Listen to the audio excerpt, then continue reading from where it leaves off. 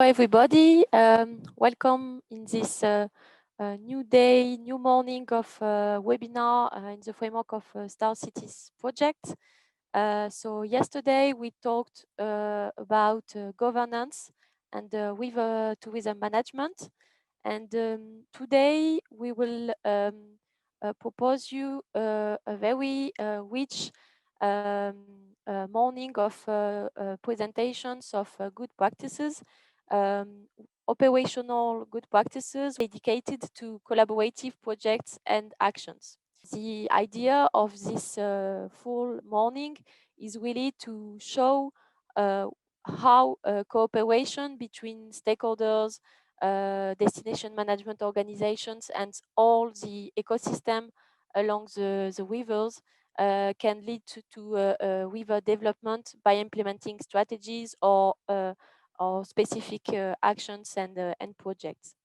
We will start with the second part of this morning, dedicated to collaborative and joint actions and projects. And to start with, we will talk about canoeing and water sports activities with a presentation of good practice from our territory in the Île-de-France region. And so I will give the floor to Hugues to talk about the development of nautical hiking routes. Hugues, are you ready? Yes. Do you hear me on this? Yes. Yes. Thank you. Hello, everyone. My name is Hugues Vigan, Project Manager at Île-de-France Committee for Canoë-Kayak and Paddle Sport. It is a decentralized structure of the French Federation of Canoeing, Kayak, and Paddle Sport.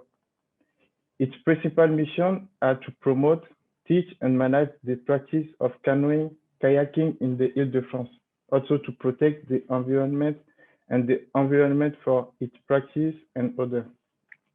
All of those missions are with the help of the clubs that are released in the territory. So I'm here to introduce you to the development of nautical hiking routes project we are working on. What is the nautical hiking trails? This is a project which was initiated by the Île-de-France Committee for years, but which has been actively relaunched since 2019.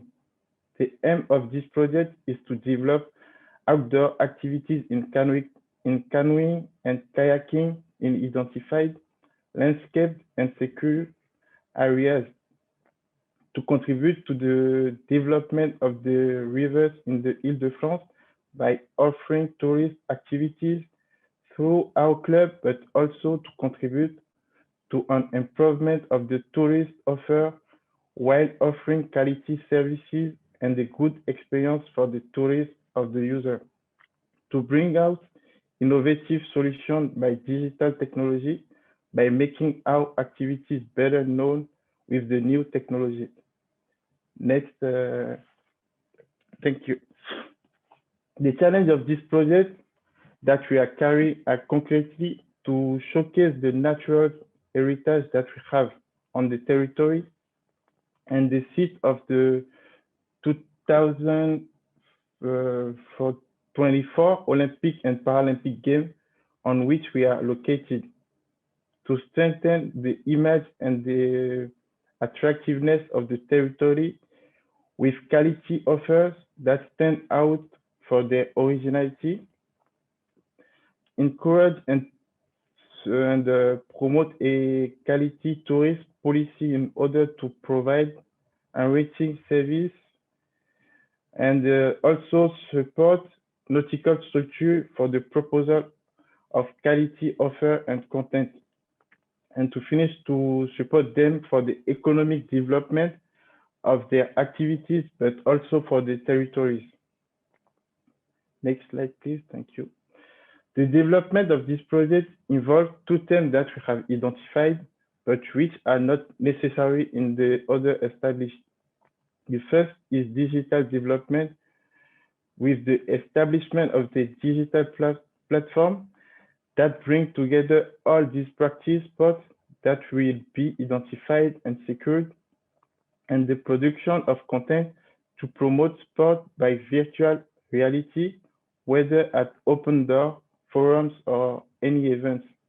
And the second term consists of the planning of routes, which I want to proceed to the expertise of the pilot routes with the club and the various actors who intervene on the rivers in order to raise all the necessary problems.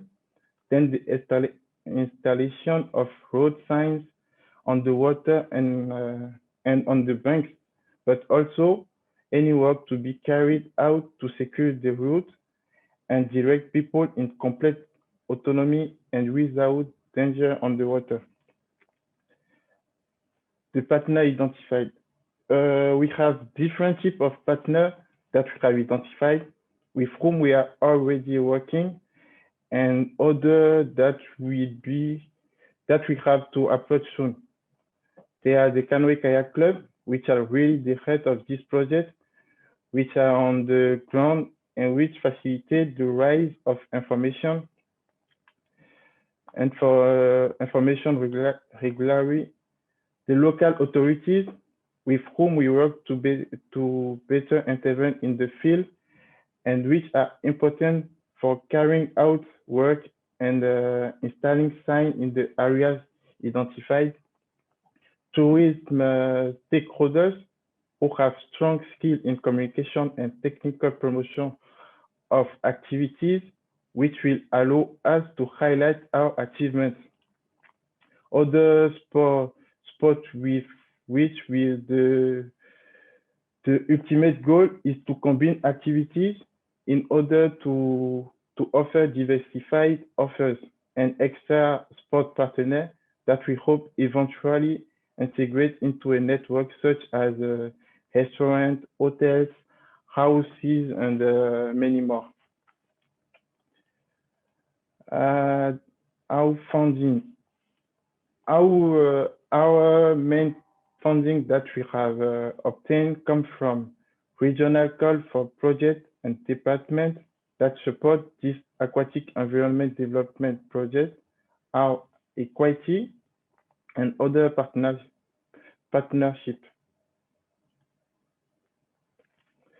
The result that we obtained now is with the help of the club, the various actors with whom we have worked, the funding obtained, we have been able to identify to date 4 pilot courses for an outing in 2021.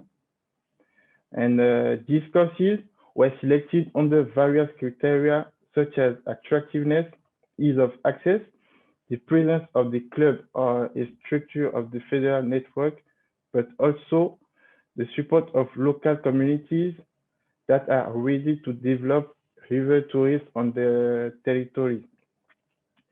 We proceeded to the recognition and expertise of these pilot routes by identifying the points of difficulty and the need, which allowed us to make a recommendation for field technicians who will have to manage the implementation. And we have put our new website online, which aims to be a platform bringing together canoe-kayak activities in the Île-de-France region, in addition to the other relay interfaces for our activities. Thank you. Now the next steps that are in progress are to securing these 4 pilot routes with a very forthcoming meeting of local elected officials who will take over the installation on the territory of the panel and pontoons that will make available to them. Then we will work with tourist stakeholders to support us in the promotion of this project, which will be formalized.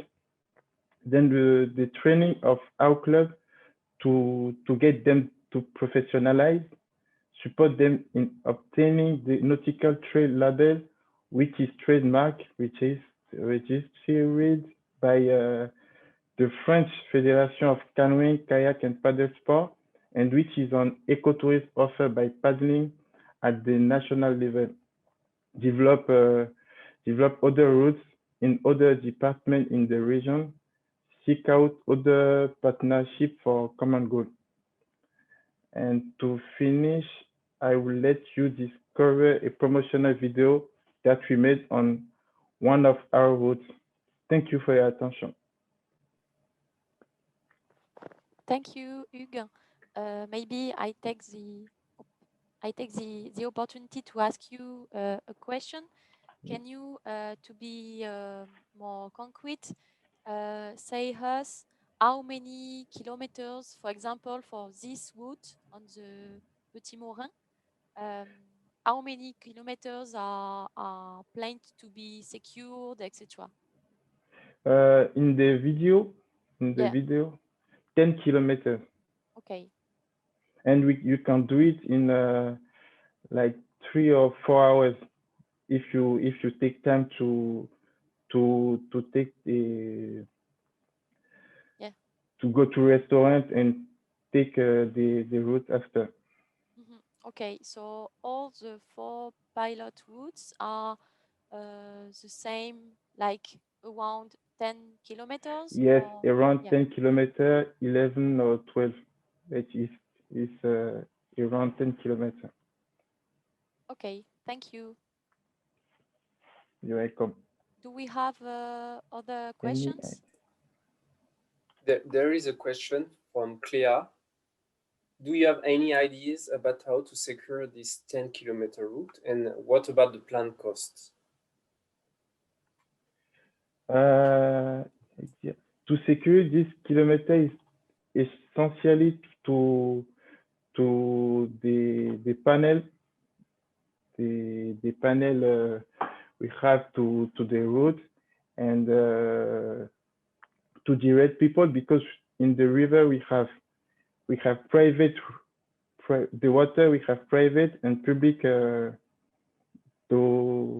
domain. So we put panels to direct people that they have the place they have to pass, to stand, and to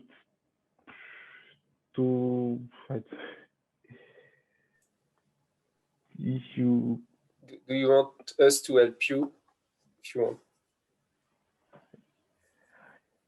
It's essentially the panel and ponton to move on and finish the route. Okay, and do you think how much it will cost? For the 4 rivers, the panel is like 15,000 euros, but it's only the cost of the panel. After we have to plan it, it's another cost. That only by the pontoons and the panel, it's around 15,000 euros. Okay, thank you, Hugues. There was another question from Tanya, but maybe we can keep it for later. Yes, maybe we can keep the other questions for the end of the session and go to the next presentation, which is the Elbe Cycle Route in Hamburg. Stefan, are you ready?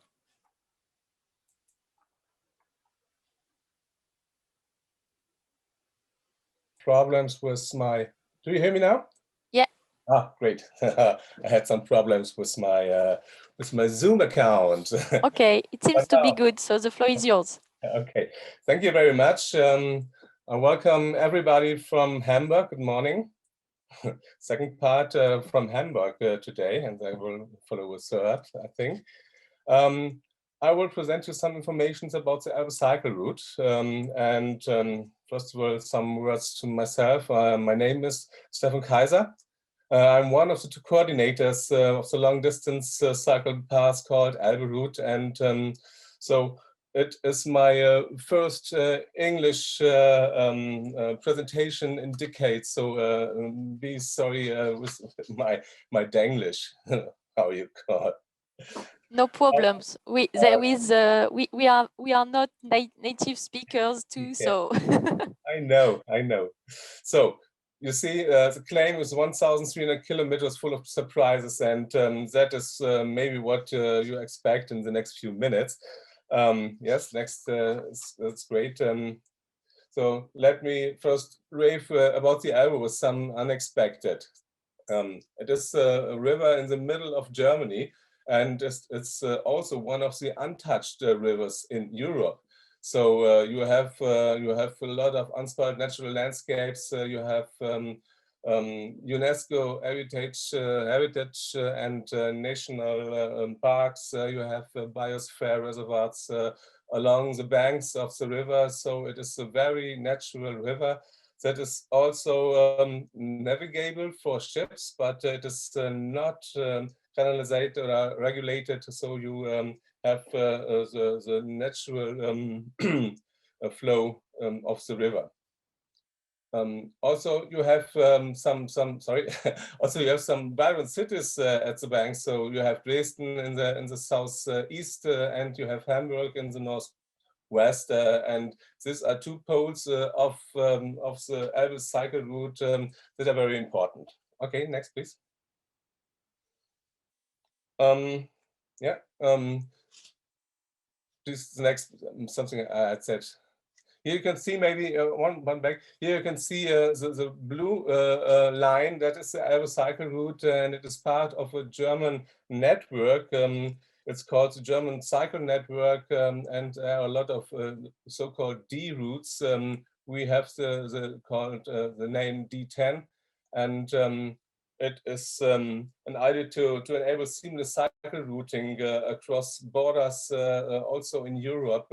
So maybe you know something about this project. And later I will introduce the River Routes Network. Also, it's another kind of network. Next, please.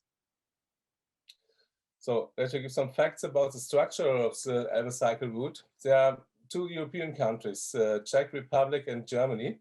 And we have 4 coordination offices, and they are located, you can see the yellow arrows, in Prague, down in the south.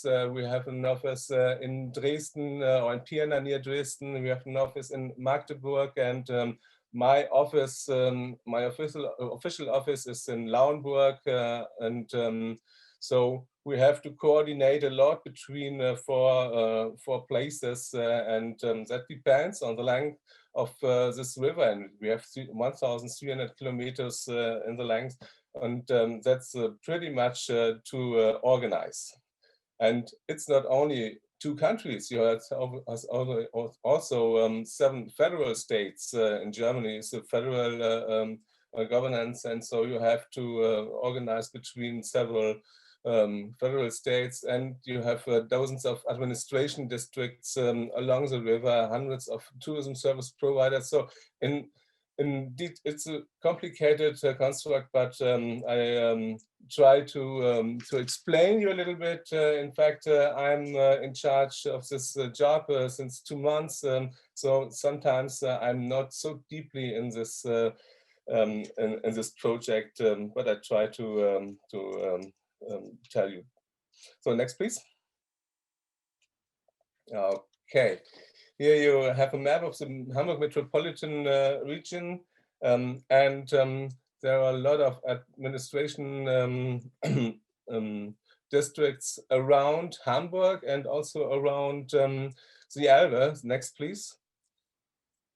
Here you can see circled the administration districts I work together with, and yeah, that's the Herzogtum Lauenburg in the middle is a project leader. So there it comes together. Next, please. Okay, there are lot of tasks we have to do. Some of these tasks we have to do together with the 4 offices, and other tasks are special for each office on its own. And the common tasks are the uniform brand identity. So we have under the word, you can see the label. It's called Labe. It's a Czech word for Elbe, and Elbe, it's a German word for Elbe. And they both get together with this E.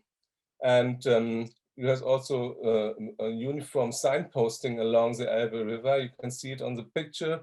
There is down on the right, you can see the label, which is uniform. So we try. Next, please. In my coordination office, in fact, we have 2 coordinators. We have freelancer, and we just have an amount of 600 hours per year in total. So that is not pretty much to organize all the things. And we come together once or twice a year with an advisory board. You've seen former the administration districts, and these administration districts send representatives to the advisory board, and there we have to discuss about the financial plan, about annual plans, about decisions we decide together, and the administrators have to implement it. Also, we have to be the interface between performance partners. There's the press who ask a lot about the Elbe cycle route. We have new media accounts, also Facebook and Instagram. There are cycling associations like the ADAFC. We have 2 operators along the river, and we have also infrastructure operators who are responsible for the signs I showed you in the last slide. And next, please. So there are a lot of things to do on its own, and together we create an annual brochure. It's long years ago. Every year we actualize it, and it's really a lot of work to do. We have to dispatch the brochures. Also, we have a big website. I will call you later. We have to update, and so.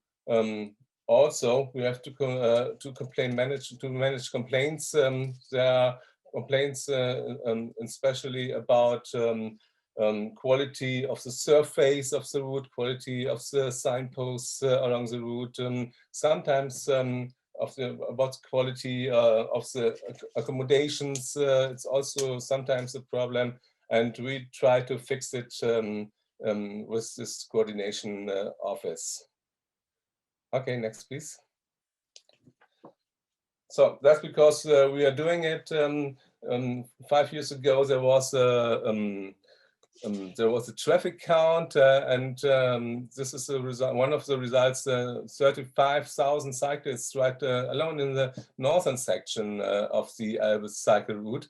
And if you multiply it with maybe each night for a ride, so you have a lot of nights to add. So there is a lot of money for local tourist offices and brands, and further we pay the representatives in the advisory board paid an annual contribution, and this is about maybe 80,000 euros, and that's the money how we paid the brochure and the website and all things like that is paid by this in euros.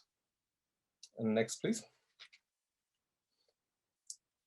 So sometimes we try to get money from national or European development programs, but it is a little bit difficult because we have a federal system, and you have to get, you can get money for maybe one federal state for a special project, but not for a project like the Elbe cycle route entire.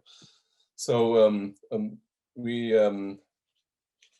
try to get money maybe in our region to make something like photo or video shootings.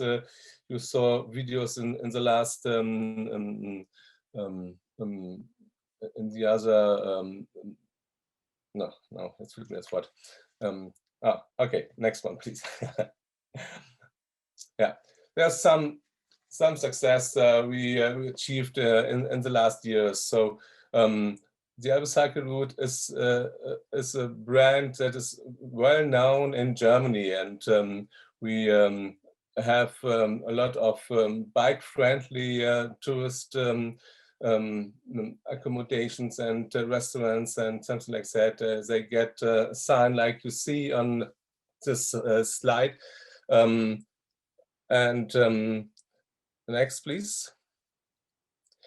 This is how it begins for 25 years ago with the leaflet hand painted and just in the Free State of Saxony. Next, please. So since 2007, there's this brochure I told you. Each year and actualized, and we have also an English written supplement, but not the whole handbook is in English. That is, next please. Next please. As a website since 2009.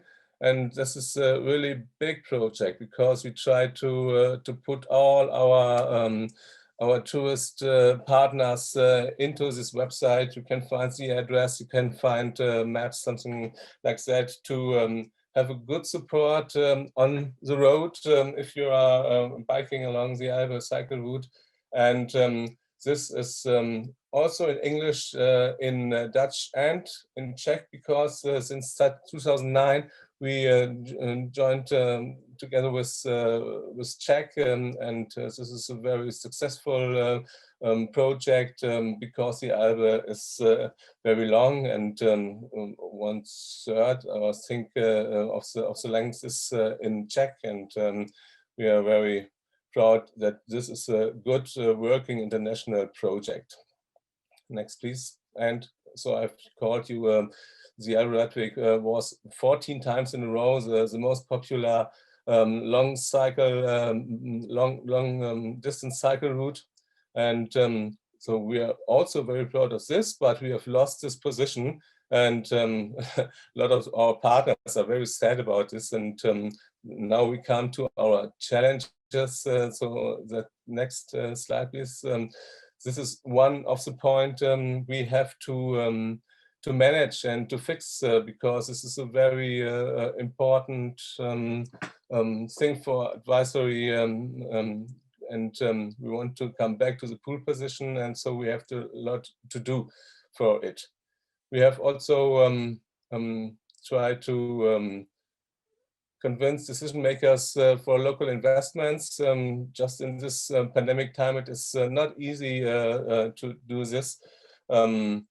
And the big challenge is in the future to make better signposts along the way. But there we have a lot to do. Next, please. One of our favorite things in this time today is the digital transition, because you know, there are a lot of ask for GPS coordinations. You need tracks and points of interest that all have to be digital, and we are trying to make a good job, and we try to make an increasing service for our partners on the website, because this is the main point of our cycle route. And also we're planning support for cyclists with the website. In fact, and in one word, we have to simplify our marketing solutions. And one example is, next please. the German top river routes it's another German cycle network where some of the river routes working together, and so this is very successful for the future, I think. Next, please. So you see, it is a complex project, and we have to deal with a lot of different problems and points, but I think this is, yeah, it's difficult to say it is a transferable model, because I don't know any other projects like this. So I just say generally, yes, it is transferable, but you have asked maybe concrete questions about transferability. Next, please. So that was it. Thank you very much. Thank you, Stefan. Do we have any question? Yes, we do. We have a question from Vilte. Stefan, do you have a program for volunteers? No, because we are divided in 4 sections, and in these sections are working sometimes 1 or 2 people of tourist offices. So the construct does not present something like that. It's difficult. Thank you, Stefan. I have some questions, but I will wait for the end of the presentations, and we'll now carry on the morning, still in Hamburg, with Tanya, who will present us the day trip campaign. Tanya, are you ready? Yes, I'm ready. Just Okay, had the a lot floor of is yours. pop-ups here on my screen. Okay. Yes, welcome again from Hamburg Metropolitan Region. I will tell you more about a project that constitutes, so to speak, the backbone of our tourism network in Hamburg Metropolitan Region. I think this is maybe important because yesterday you heard that we have no hard governance model, neither along the Elbe nor actually in the whole metropolitan region when it comes to our tourism network. It's completely voluntary. So please, the next slide. Here you can see an overview, a little bit and more like as was on the map yesterday, where I had only the Elbe River. Here you have the whole of Hamburg Metropolitan Region, and all the red dots and names, which you don't have to read or memorize, are our touristic brands, so to speak. And sometimes they are organized, or very often actually, they are organized on district level, and mostly, and but we have some, as you also heard, overarching brands like Kurs Elbe, for example, which was presented earlier. And also, of course, we have products that span the whole region, like the Elbe Cycle Path. But all in all, we can say that we are a very fragmented area when it comes to our tourism network. We have, of course, the 4 federal state organizations, which all have their own brands. And then we have roughly 22, these are at least my partners, destination management organization on district level and sometimes on city levels. This is quite a colorful map, so to speak, which with some very strong brands like the Baltic Sea or the North Sea or the Lüneburg Heath, or of course Hamburg in the center, and which are maybe known also outside Germany. And then we have some brands which are very well known inside Germany. And then we also have some brands which are maybe not even real brands, because they are just on the district level, but which are of course very relevant for what I'm going to talk about now, which is our day trip tourism, which is yeah, please, next slide. Because there and for the region, these areas, of course, are very important. So why are we doing this? As I said, we are a voluntary network, and we are working together in a working group, tourism, in Hamburg Metropolitan Region, which is also a voluntary working group. And it was like more than 10 years ago that we noticed from some study that most Hamburg people, when they leave Hamburg for a weekend or for a day trip, they go right to the Baltic Sea coast because it's close, because it's what they know. But then we decided, okay, obviously there's a concentration in certain regions, especially the coast, and there are other regions seem to be like black spots on the map or on the internal map of people in the regions, because it's not really they're not really well known. So, and since the day trip tourism market is really huge, we once calculated, I think this is not even a very up-to-date number, but there are more than 190 million day trips in our region every year. So you can imagine that there's a high revenue to be gained from these day trips, which is even higher than the total revenue from overnight stays. So, and also, since there are so many day trips in the region, there's the cake, so to speak, is big enough for everyone. So our objectives are then to put the lesser known places on the map, to make the region more attractive for its inhabitants, of course, and also by doing this to strengthen our network, to turn competitors into, into cooperators. So as I said, we don't have a contract on which basis we operate because it's all voluntary. So we, as a general rule, we try to find joint projects in order to strengthen our network and work from there. Next slide, please. So, and the initiators of this campaign is Hamburg Metropolitan Region, the office. Then we have Hamburg Marketing Cooperation, which is also active in the region, in and for the region. And then we have at the moment 22 destination management organizations in the regions, which are our partners. And all the regional destination management organizations are in it. And as I said, we first started in 2009 in a very limited scope, and we started from there and we elaborated the whole campaign. And we finance it together.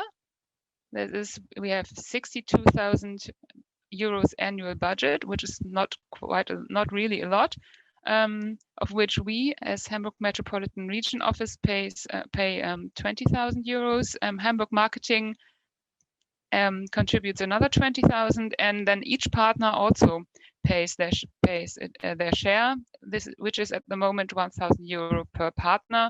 So this adds up to 62,000 euros annually. Next, please.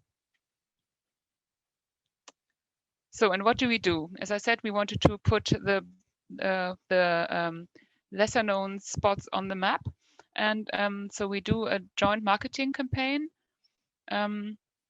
And we focus on spots which are a little bit more off the beaten track. So we don't really market in Hamburg the port, but we market, for example, Hamburg is also one partner. We market more like parks that are not in the touristic focus. So, and we started out by thinking of thematic clusters. For example, we went from our joint strengths. We started by taking a topic that everybody can contribute to. Like, for example, we did a cycling campaign for 3 years in a row for different target groups, for families, for friends, and so on. And then we which you can see on the right, the 99 Lieblingsplätze, which means favorite places. We had 3 years in a row. When we marketed favorite places in the nature or on or by the water or for activities, which was a huge success. And but we had also other topics. And until 2017, we printed brochures and had a website which accompanied these brochures and a lot of press and media work. And also we produced small films for every region. But from 2017 on, we decided to become more digital, because the DMOs, the partners, do all the print and website work themselves. But we wanted to use this network also to learn together. And now we're doing joint social media marketing, which also involved a lot of workshops and for the partners, in order to bring them up to date, so to speak. Some of them. Next, please. So the mechanism is that we have a central coordination here, which is actually which I do in the office, and the Hamburg marketing colleague. And also we pay with the money that with our budget, we pay a coordinating agency, because handling 22 partners is quite a lot of work, and we can't really do this on top of everything else that we do. And every partner contributes a fixed amount of offers from their region. We have a central website, as I said, and the social media channels. And we the mechanism is that we try, at least, and it works better and better, but it's a long way, to get the partners to do marketing not only for their own spots, but also for offers in in neighboring regions, maybe, or in regions that have similar offers. Like, for example, if you go cycling here, maybe you want to try and go cycling in district or in that area as well. We call this social media ping pong. So we try and to get our partners to comment and share each other's content, which is, as I said, not easy, but it's starting after a couple of years of talking and trying to convince them that this actually increases their visibility. And for social media, we also produced additional content like films. Our agency makes stories for Instagram or blog articles and so on. And as I said already, we also have going along with this workshops and tutorials to enable partners to take a more active role, like, for example, how to make an Instagram story. Next, please. So the evidence of success is that we have more than 10 years, we've had more than 10 years of cooperation, and the whole region is on board. And we can say that this project is really at the center of our touristic cooperation, and that the competitors, so to speak, have become partners over this. And actually, they are now, the River Elbe is also sometimes, because it's sometimes also a border, and but it has become different now, because partners are now saying, well, I have actually called the other person across the Elbe and asked them, because I know they are doing this and that. This campaign also is a good vehicle to get people talking to each other, which would normally not meet, and so it's the partners have become more active in it, and we have a big interest from people in the region. Once we've printed more than 100,000 brochures, and we have very good resonance in our social media channels. And this year, actually, or last year, we started a spin-off, a campaign to promote weekend trips, despite COVID-19, which is financed by the partners themselves. So this is a good example for us of how a joint campaign can reach more attention and have a higher impact. Next, please. Here's some images. I think there are some more, because click again, please. Yes, just some images to show you what we've done over the years. We also had a tandem, as you can see on the top left photo, and which we sent through the region. Okay, next, please. So the transferability, I think it can be transferred to any region where day trips are important, I think, which should be almost anywhere. And maybe it's important to say that we don't only focus on the Hamburg citizens, which are 1.8 million, but on all of our 5.5 million people in the region. Day tourism is able to unite the competitors, as the market is much bigger as that for overnight tourism. And there are synergies between tourism and location marketing, because this is, it is showing off the soft skills, so to speak, of the region for its inhabitants. And I think it's easy if you start with a common topic that everybody can contribute to and give every partner a chance to play their own strengths. And then you can start with a small budget and build it up slowly. I think this was it probably, or is there another one? No, this is it. Thank you very much. Thank you, Tanya. Do we have any question? No, we don't have any questions, sorry. Okay, so I have one. Tanya, I just would like to know, you presented us thematic clusters, so 3 different thematic clusters.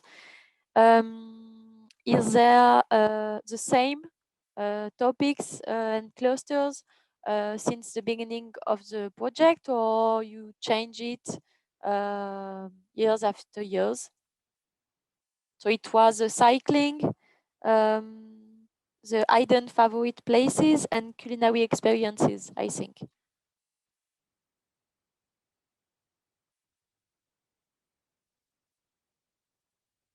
Tanya? Yeah, we don't hear you, Tanya. Yeah. Yeah, I know. I couldn't unmute myself. Sorry. Okay. At the beginning, we changed the thematic clusters every other year, even, and then we decided, okay, we go for a 3-year focus and do 3 years of cycling, and then we did 3 years of these 99 favorite spots. But now that we've changed to social media, it's a bit different, because now we change clusters much seasonally, for example, or during the COVID pandemic, we had to change the whole topic completely, as you know, because we couldn't travel, and not even for a day trip, and many things were just not open.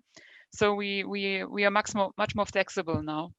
But at the beginning, we changed the clusters regularly. Okay, thank you. So let's go to the next presentation in Slovenia, in Ljubljana. We will have a presentation of the Barjanka cycling race. Masha, are you ready?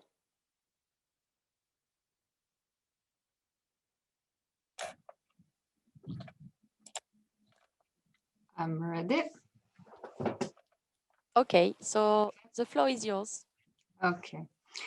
Barjanka cycling race is a sport and a tourist event that is taking place on Ljubljansko barje. This is Ljubljana Marsh, just next to the capital of Slovenia, Ljubljana. You can do the next slide. Thank you.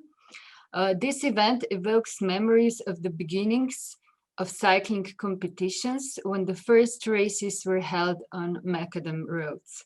It was initiated by Gorazd Pinko from Ljubljana Cycling Club, Rog.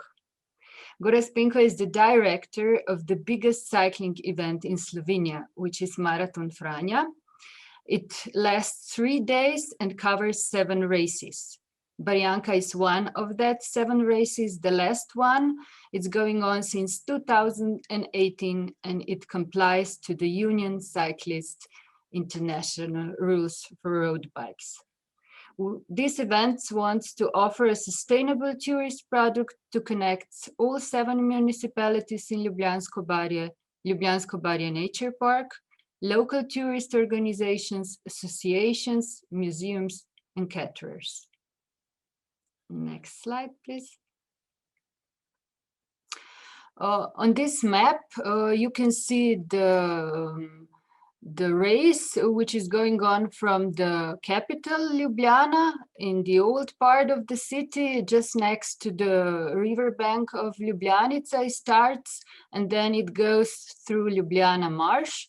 It has 3 stops. You can see on the map number 1, 2, and 3. Number 1 is the first stop, where the cyclers get information about the area, the nature, the culture. They get something to eat, something to drink.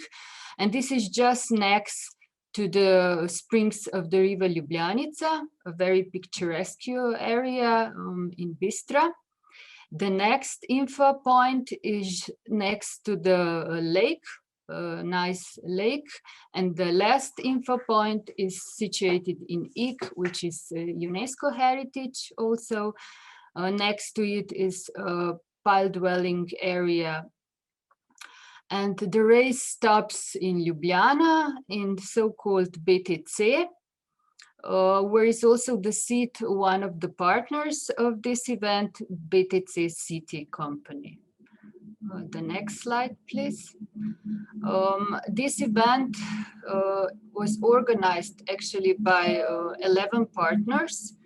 They signed a letter of intent in April 2018. The main partner in charge is already mentioned Ljubljana Cycling Club ROC.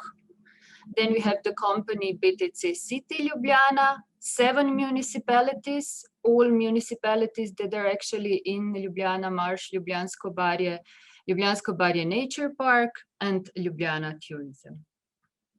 The next slide, please. So what is the evidence of success of this event? First of all, the evidence is already the cooperation of so many different organizations. Our organization, Ljubljansko-Barje Nature Park, did really a big work with managing to connect all 7 municipalities and 20 local firefighter and tourist associations, museums, and caterers. But then, not since 2018 as is written here, but since 2019, the municipalities cooperate with the main partner of Barjanka on their own. We're really happy that they can do this because actually our organization is not in charge for such thing and we don't have capacity to do this for a longer period. So we're happy that local municipalities manage to do this. The evidence of success is also participation. We have approximately 300 visitors every year and more visitors also on 3 info points. And the exhibition that we prepared. When I'm mentioning the number, which maybe is not big to some of you, I have to point out that Ljubljansko-Barje, Ljubljana Marsh is a nature park and much bigger number would be too much for such a fragile landscape. Next slide, please. Another evidence of success is also the exhibition that we prepared together with Secondary School of Design and Photography, Ljubljana. Their students prepared proposals for a medal for the race. And these proposals were so nice that we decided that 10 of the best of the proposals we are going to exhibit. So we prepared exhibition of this proposal together with the photos of the race from 2018. The Tourism Ljubljana financed the billboards and the place for exhibition. As you can see on the photo down, the exhibition was placed in the central part of the city, just next to the river Ljubljanica, a month before the race, and it was a really good promotion for the race itself. Okay, the next one. Another evidence of success were also many articles that were published in the main newspapers. The articles also in other social medias, on the televisions, and not only about the race, but also about the exhibition. As you can see in one of the photos, at the back is seen also the Castle Hill. So you can see it was really in the strict center. So we really had a large number of visitors of the exhibition too. Okay. Of course, as all of you, we also met many challenges. We were wondering how to connect all the partners and the local associations, how to promote the event, how to include the high school in the process of designing a medal for the race and an exhibition of the race, and how to get the sponsors for the race. But in the end, we managed to join sport, tourism, culture, nature, and education. At the bottom of the slide, you can see 3 of the billboards from the exhibition with the proposals for the medal and the photos of the motif that students pick for the proposal of the model. You can see that they picked the nature, the culture. I don't know if you know, but the oldest wooden wheel in the world was found in Ljubljana Marsh, in Ljubljansko barje. And one of the students really nicely combined it together with the nowadays cycle as a proposal. Okay, but the next slide. Way forward, I believe that in future more time should be given for the competitors in the info points where there are so many presentations going on of the landscape, of the nature, of the culture. So now it's like 10 to 15 minutes maximum. But with so many interesting things, I believe it would be nice to have some more time. A map of the race with tourist offer would be good, and more cooperation with other associations, high schools and museums. But still in the end, I believe the main organizer should take into the account that this landscape is really fragile. It's, as I mentioned, the nature park, and this event is actually meant to present the area, to bring a sustainable tourism, and to have some more responsible visitors of the area. Because a human being is really a very important actor of development of this landscape. That's why on the last billboard of the exhibition was a question in which, what turn will the wheel of change take on the Ljubljana Marsh? Okay, the next slide. So is this model transferable? Yes, of course it is. We got it actually from Italy, and we even upgraded it from 4 to 5 since we added to sport, tourism, culture, nature, also education. This is the last slide, but I think that you skipped the financing. Isn't that so? If you can go back. Yeah, I will try. As I remember, most of the questions were considering finance. So Yeah. I think it makes sense. Yes. I don't know what happens. Okay, Sorry. it doesn't matter as long as we're here. So how is the event was financed? The main part goes on the main partner, of course, Ljubljana Cycling Club ROK. They take care for the main organization of the race and the safety on the race. They assumed that altogether it costed approximately 40,000 euros. They got then that money mainly from the sponsors, partly also from entry fees. The lowest entry fee is 15 euros, but later you pay, the number gets bigger.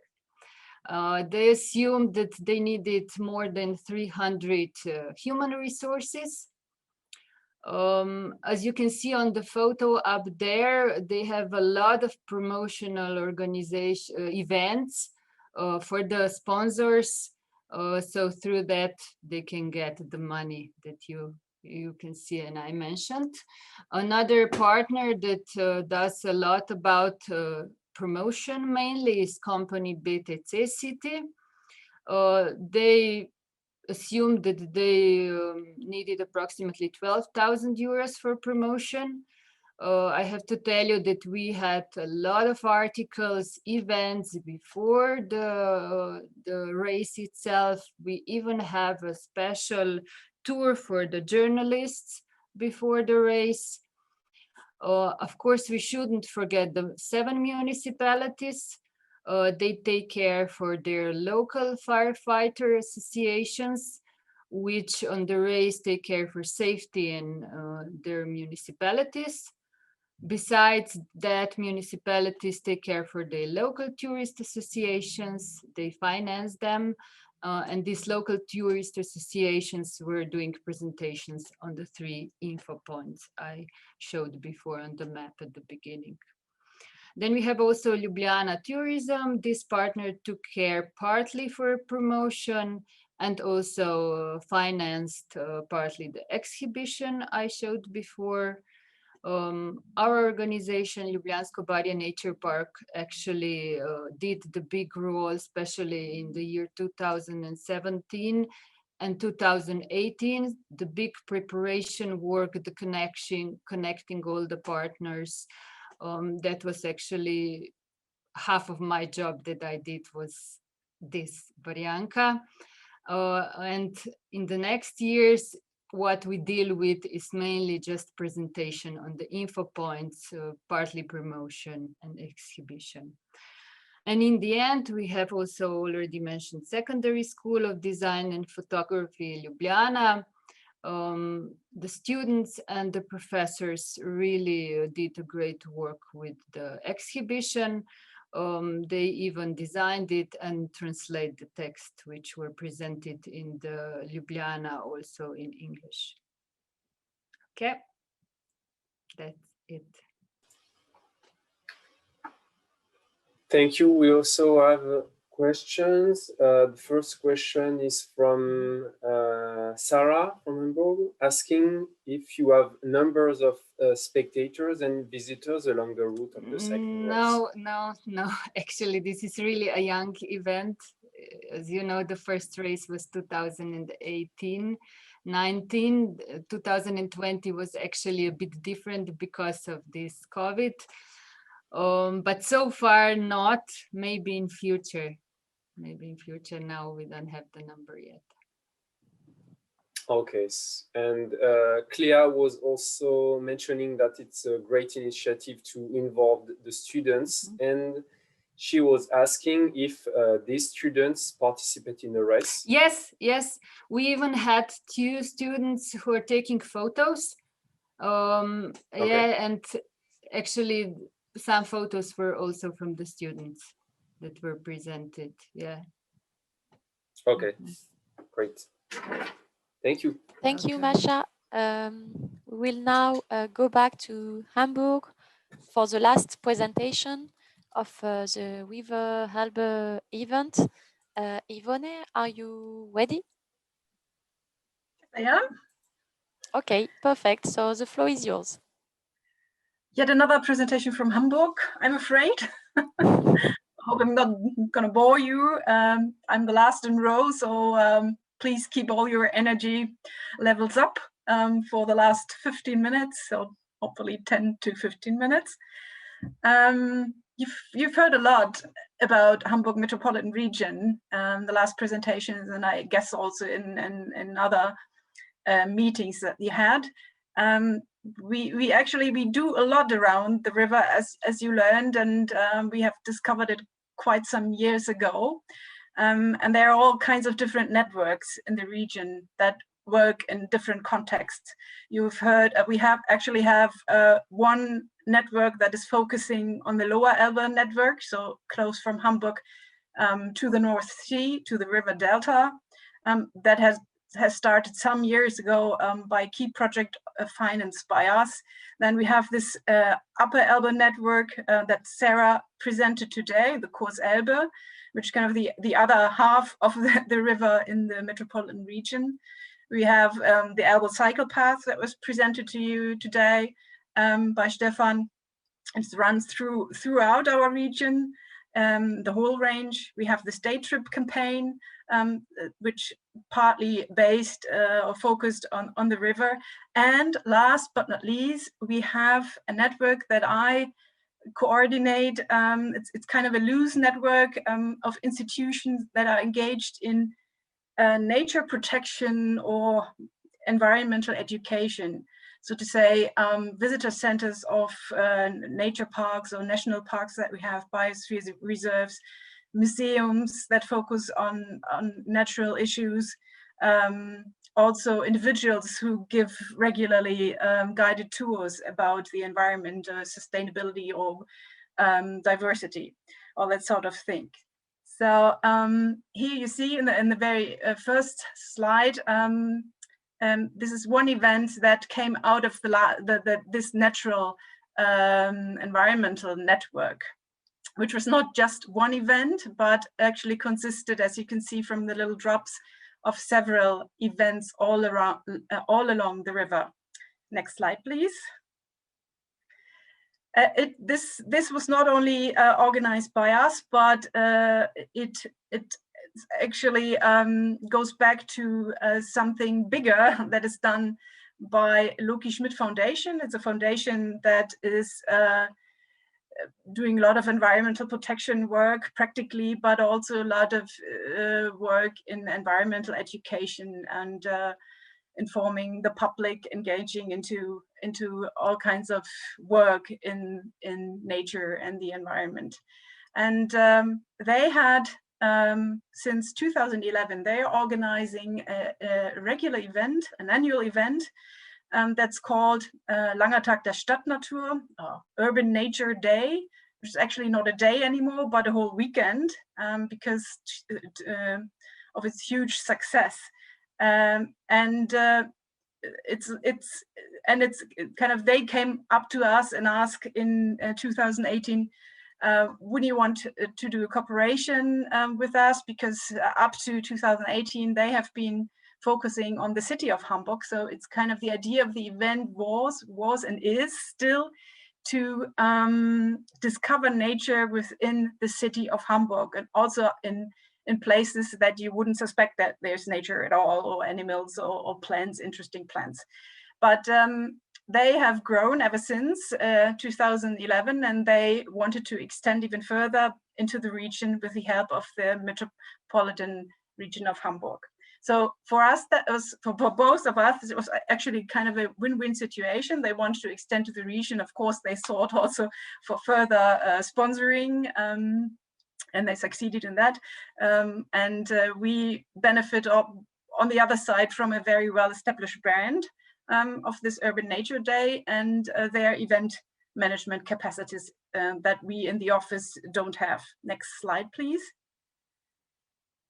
Here you see the picture shows you the cover of the program brochure of 2018. When starting the cooperation, we thought of like what should we focus on, because the network that I coordinate with this institution working in nature and environment, it's a vast network. And so how do we get this together? How do we get a focus? And yeah, it was very easy actually to find one. It's of course the River Elbe, because this is the most prominent landscape element in the region, and it kind of combines the whole region. So that's what we chose, the Elbe as focus point, and we try to find institutions that do something, either do thematically something with the river, or are located close to the river. And to my big surprise, there were actually a lot of bigger institutions that are located very close to the river, and they all took part. So what kind of activities did we do on that weekend in mid-June 2018? One part was kind of the normal Urban Nature Day, so over 200 events within the city of Hamburg, mostly outdoors. Could be guided tours on foot, by bike, by boats, could be workshops, like how to find herbs, or to mix a salad from herbs that you found. Special events for kids, little researchers, workshops, and so on, markets. And the same we did in the region, but with this focus on the River Elbe. Next slide, please. So altogether, we were able to get together 40 events in the region. And also we had boat trips, we had pedaling, we had cycling, hiking tours along the river. We had activities in visitor centers. As I said, there were quite a few are located close to the river. And our main event was a long-distance river swim in the Biosphere Reserve that we have. It's in the heart of the Biosphere Reserve. You can see some pictures on the left hand. That's kind of the start. The swimmers getting into the water. We had these how they call it, the rafts that were accompanying the swimmers over the stretch of 13 kilometers. Actually downstream. Otherwise it would have been rather difficult, I suspect, because of the current. And on the right hand side you see that's actually the finishing, which was to my taste a bit dangerous also because of the current, and the swimmers sometimes had difficulties to kind of get onto shore before. You see in the background, this is the ferry. Next slide, please.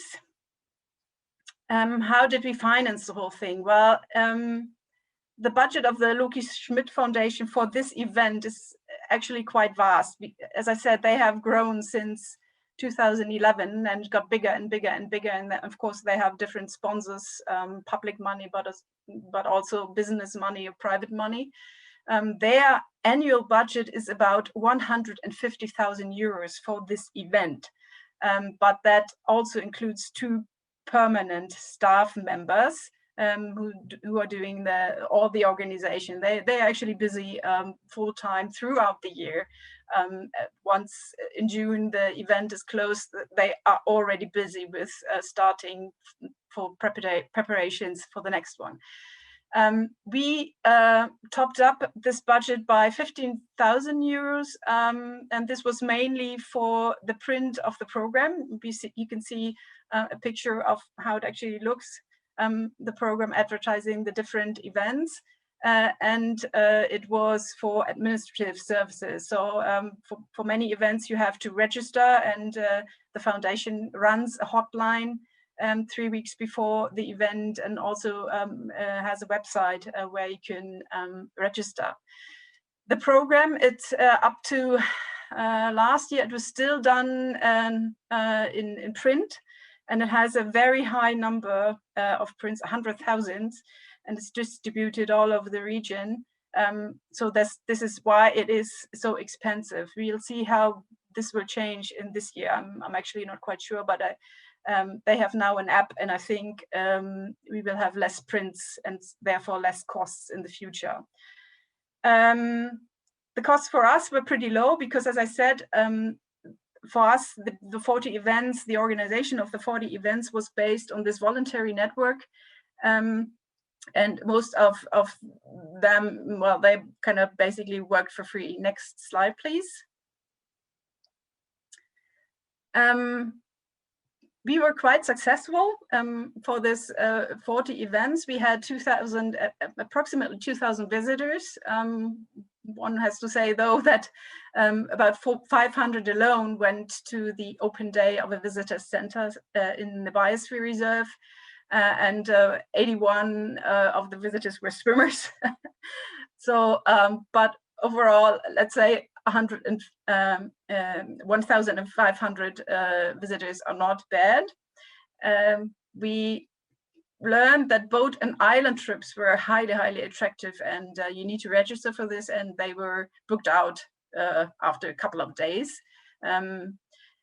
Those who were more peripherally located in the region had more difficulties, of course, to attract visitors, and we learned from that for the following years that it's wise for the institutions offering those events to do more local advertisement and to attract more local visitors, because they cannot expect that people from Hamburg, who can choose from over 200 other events on that weekend, travel all the way, I don't know, to Cuxhaven, to the coast to do one event. Overwhelmingly, we had done an evaluation or a questionnaire among the visitors as well as the institutions offering events, and there was overwhelmingly positive feedbacks from both. What also came out quite clearly was that the average age is in the upper level, more the kind of the silver-haired people, 40 plus, and a lot of families. So it's obviously not yet an event that attracts many young people or teenagers. So we might want to do something about that in future years. Next slide, please. The way forward, what have we done since 2018? Well, the cooperation continued, but not with a focus on the river each year, but with another focus. In 2019, we focused on biotope networks. That was more a theoretical topic, and due to that also attracted less visitors, I'm afraid. In 2020, of course, we decided to cancel the regional events, albeit the events in the city still took place. And in this year, we will focus on cultural landscapes in the region, which also goes back to a volunteer or a project, actually, another key project of the metropolitan region, that will get together again and kind of subsumize a few events under this thematic focus. From 2021 onwards, I think we will switch a bit the approach. We will rather have regional focal points instead of thematic focal points, because, as I said before, it's hard sometimes to attract visitors to events that are more in the periphery, where you can't get to with public transportation, especially. So to better able to organize the administration sub-regionally or locally, we will probably have kind of little regions where we get together some events. Last point, transferability. Is it transferable? Yes, of course, I would say. But well, we have reached now a dimension that is not easy to build up. And I think goes back to, as I said, a lot of networks that already existed. So if you plan something like that, I would recommend that you start, as we do now, also again, more centralized. Maybe even in the vicinity of a city to attract enough visitors. It's very hard to do that in the rural periphery. I think that was it. If you have questions, please contact me. Thank you for the presentation. We have a few questions. The first question is from Clea. Is the long distance river swim a competition, and how many volunteers are involved? That was not a competition. It was just for joy, actually. We had two kind of people registering. Those, it was about half of it were professional swimmers, long distance swimmers, who are happy to jump in any river where there is a swim allowed. But some of them actually did that for their first time. We were very lucky with the weather, and the only problem that we had was actually that the river level was very, very low, that the swimmers complained that they sometimes could walk through the river because it was just 1 meter or 1.50 meters deep.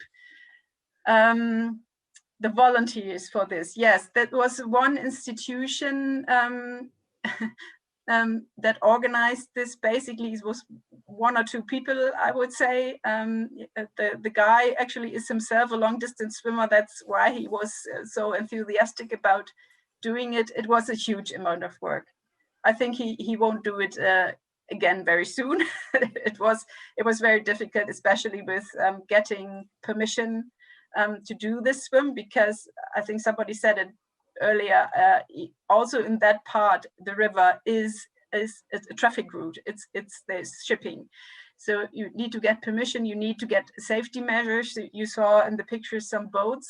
That was all volunteers. It was all the fire brigades from the region. It was DLRG, which is a voluntary organization for rescuing people from water. So they were doing the safety measures, and a huge lot of other people, local business, a bakery got together, the catering and that. So yeah. Okay, thank you.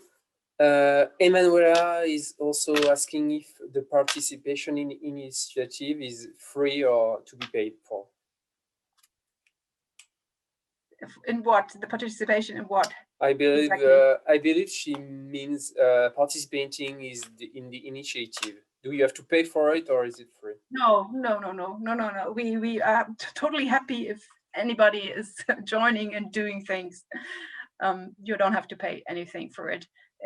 It's just the other way around, that kind of we as Hamburg Metropolitan Region, we try to help these very often volunteer-based or these kind of nature institutions. They don't have a lot of funding, and they don't have a lot of capacity of staff. So they are always happy if we come in as a public funded organization to support them with any kind of marketing that involves marketing activities. Okay, thank you. And this was the last question, unless Camille, you have one? Maybe? Yes, I have one. I would like to know, because you said that Hamburg citizens, for example, are more interested in the 100 events proposed in the city by the foundation. So if I understand well, the cooperation with Hamburg in this event is at the same time a strength, because you benefit from this big event, but can be maybe also weaknesses. I mean that Hamburg citizens don't want to go outside the city because there is so much things to do during this weekend in the city. So I was wondering if you are thinking of like separate the two events, or how to deal with this thing. That's correct. That's exactly the thing. It's on one hand we profit, on the other hand, of course, it's a huge competition of events during that weekend. The solution is what I mentioned, is that we in the next years we probably have regional focus points where we do then also focus the advertisement for the event among the people who live in that region. For instance, this or next year, we are not quite sure yet. It will happen where I live, outside, about 50 kilometers outside from Hamburg. There's a town called Lüneburg, and the surrounding district. I think we will concentrate about 20 events and then do a lot of marketing within that region, because we cannot. There are people coming outside from the city of Hamburg. But yeah, of course, it's a huge competition for that weekend. Okay, thank you. So now maybe if we have additional questions for the previous presentations, if the speakers are still online. Alexis, do you have any questions? Let me check the questions we have already answered. I believe there was a question from Tanya asking, let me check, how to deal with environmental protection issues, and do they pose restriction to the creation of routes? I believe it was meant to the cycling route. So let me check with the speaker. Maybe Tanya, if you are still here, you can. It was the nautical trails, sorry. Yes, for the nautical trails, because okay. I know that from our region, it's always difficult to do something on the small rivers, okay, you know, due to natural protection rules, and it's kayaking and canoeing is often not so, yeah, not so popular among nature preservers. Yes, for the what is the question? Environmental protection. We work with them, with the actors, and then they can tell us what we can do and what is necessary for the river. So we put them on the first of the meeting to to work with them, so they know what we are doing and what is the issue. Okay, thank you. You're welcome. And I'm not sure, but I think we have answered all the questions, but correct me if I'm wrong, please. And raise your hand or put the question in the chat box if I'm wrong. Okay, maybe I have some questions also for the previous speakers. I have one for Stefan about the Elbe Cycle Route. I was wondering, you mentioned the number of cyclists. I was wondering, who are they? And is there any, do you reach the tourists of Hamburg city? Do you think that the Elbe Cycle Route is a tool to attract those tourists outside of the city center? So first of all, I think we cannot really reach the Hamburg tourists because the Elbe Cycle Route is not very popular in the city, in the metropolitan area, because there's so much other things you can see, and much of the cycle tourists try to get out of the city. They take the train, they're called S-Bahn here in Hamburg, because it is some kind of dangerous to ride in the city. We don't have a really great cycle network in the city, so the ways are almost difficult to ride with a lot of luggage and something like that. And otherwise, how to get Hamburg tourists on the Elbe Cycle Route? So it's also difficult because you have great opportunities in the city. You have a lot of parks and green ways, so you don't have to go really on the Elbe Cycle Route, but you have a lot of guests who are at the Elbe in the city, but they walk. Okay, and does Hamburg citizens used to take the weekend and use the Elbe Cycle Route for this kind of trip in the region? Oh, Tanya said yes.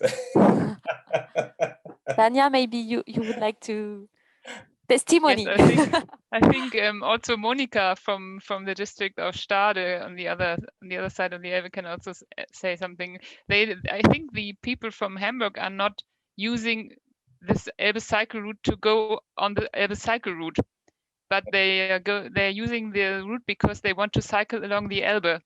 You know what I mean? They're not taking it as a long distance route, but they're taking it as an infrastructure that leads along the Elbe for a day trip. I think they're doing this a lot, but sometimes maybe they're not even aware of what the route is called that they are taking. Mm-hmm. And also, I think for the people, the tourists who come to Hamburg, first of all, they want to do something else. And also Hamburg tourism, no one is here today, so I can say it.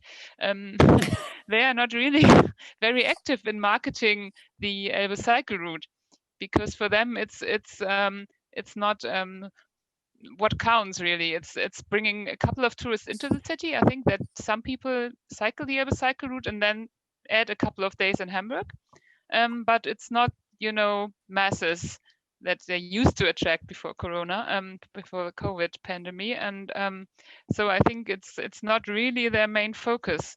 They don't really see the Elbe Cycle Route as something that plays a big role in their portfolio, so to speak. And for the outside DMOs, it's the same, or? Monica, are you still there? Maybe she can't unmute herself. Yes. Hello. Okay. Yeah. Yes, I'm here. Yes. Hello. Actually, it's true. Most of the people in the region are not aware that's such an important the cycle path. So we might use it, but we are not aware that it's transnational. Yes, and the people from Hamburg, we hardly see them on the cycle path as a sort of Elbe cycle path, but they might use it just to go in the Alte Land, in the sort of day tripping region. But actually, yes, we rather see people from further away going on a 3-4 day trip, or even for a week. So yes, it's a fact. So at the banks, it's a river. You have the Elbe cycle route, but also you have a lot of other local routes, local cycle routes, and it's easy to go to Blankenese. It's a great suburb, or you go to the other side, to Lauenburg, but you don't say you take the Elbe cycle route. You just say you take a cycle route. Yes, but it's even if it's not promoting the brand, let's say, it's still a useful tool also at regional level. Yeah. Okay. Okay, I don't see any raising hands or questions, so maybe I can go on with my own questions. But please, for partners, etc., raise your hand if you would like to directly ask a question to one of the speakers. Yeah, Tanya. Sorry. Yeah, I have a more general question, which I was wondering, because we don't really do this in German, in Hamburg metropolitan region, and not also in Germany. The Elbe is not a brand here as a river. We don't have river tourism in our region. I think, correct me, those of you who are here, no DMO has a river tourism strategy, nor does Hamburg, actually. And we don't use the Elbe as a brand, because all the DMOs that I showed you earlier, they are having the Elbe as part of their touristic portfolio, but none of them. Some of them are even called something with Elbe because it helps to locate them, but they're not really. It's not really a brand. And I was hearing today from some of you that it can work as a brand. The river is a brand, actually, and maybe this was very interesting for us, because I think this is a path that we still have in front of us, maybe, and it can also benefit us if we did that. It's not a question, really. It's just something that came to my mind, and maybe we can discuss this further also. Yeah, but at least even if the Elbe is not promoted as a brand, it seems to be very present and very prioritized, let's say, in the tourism strategies, which is already a good point, and not the case in all regions, I think. So, okay. About brands, I have a question. It's also, I think, a general question. It can be for Sarah about Kurs Elbe project, but I think it can be also for other speakers and for you, Tanya, for example. How do you manage, because you have common marketing tools and communication tool, but I guess that each DMO has its own brand and would like to put it visible, let's say. So how do you manage this? Because, for example, for the Marne River, we had a meeting about this question of the marketing and the communication last week, and it's quite complicated to decide what we should. Do we have to create new tools, or to promote our existing tools and brands, etc.? Sarah, can you answer? Because you've just developed a marketing strategy. Okay, well, now it works. You can hear me? Yes, you can hear you. Yeah. Yeah, the thing is, the problem is absolutely right, Camille. We have, they are all doing their own marketing stuff, their own marketing strategies, all of our 6 partners. And our job as Kurs Elbe is to channel the informations. So you always have to see through the through the eyes of a tourist. When they come to our region, they don't see borders between the partners, and it's very important to make it the most accessible as possible to get the information about it. And that's still a big problem, because we have 6 partners from different federal states, and they all have their different instruments to make their offers visible. And for us, it's a big issue to make them look the same for the tourists, and to compromise them on and focus them on the most important information. So we made the marketing strategy for this reason, that the informations are not channeled. They don't look, didn't have a corporate identity or a corporate design for our region. And it's way to go. I think it's not too late for the marketing strategy, but it was time. It was really needed that we do that. So I think we can read the success of our marketing strategy maybe next year, to see if it all worked, if we came closer, if our marketing tools of our partners did work the way we wanted it to. So it's a big issue still. You're absolutely right, Camille. And I think the first step is to agree on something. So I think you did it. So congratulations. That's what we did. Yeah, thank you. It was a hard work. Okay, so we will be interested to know how it will work in the next. Yes, I'll tell you next year. Okay. Any other questions, suggestions, etc.? No, I don't see any. No. Okay, maybe I have a last question for Tanya. Tanya, about the day tourism campaign, do you have any figures or something to know if the objective to attract visitors in less known places is working using this big project? Because it seems to be very successful, but do you assess it or? No. Okay, so always the big problem that you probably know as well. Is marketing really effective? We had one case years ago when we had this 99 favorite places in nature year, and then we had one place which was included in our brochure and on the website in the campaign, and they complained. They called us and said, "We want out because we have visitors now.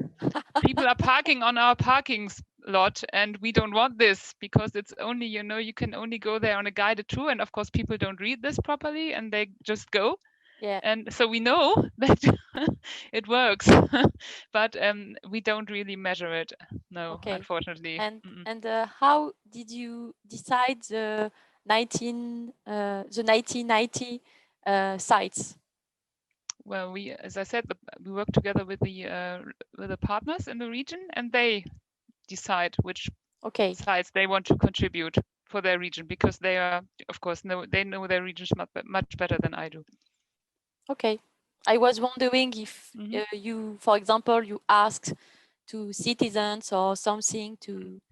So No. okay, it was decided by the partners. Okay, thank you, Tanya. Okay, if we don't have any any question or suggestion, we will conclude this webinar. So a big thank you to all the speakers who managed that time very well. Congratulations, it was very short, but I think it went very smoothly. So thank you very much to all of you. Thank you to all the participants for your questions and interest. And for everybody, we hope we will join again for another virtual session. The next one we will organized by our partners in Ljubljana about environment and sustainability topics, which are also very important topics. And Natasha, if I am not wrong, the session will be on the 20, 21 and 23 of April. So see you in April for everybody. And thank you again.